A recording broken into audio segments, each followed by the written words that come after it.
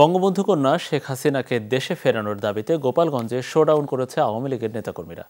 শনিবার বিকেলে সদর উপজেলার গোপীনাথপুরে সাবেক প্রধানমন্ত্রী শেখ হাসিনার পক্ষে আওয়ামী লীগের নেতাকর্মীরা জড়ো হন।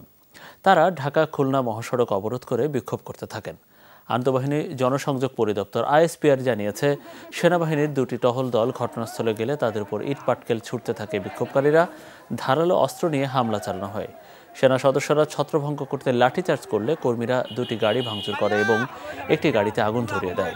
হামলায় 3 অফিসার, একজন জুনিয়র কমিশন অফিসার ও 5 সেনা সদস্য আহত হয়েছেন। পরিস্থিতি নিয়ন্ত্রণে 4 রাউন্ড গুলি ছোড়া হয়। এলাকায় অতিরিক্ত সেনা সদস্য মোতায়েন করা হয়েছে।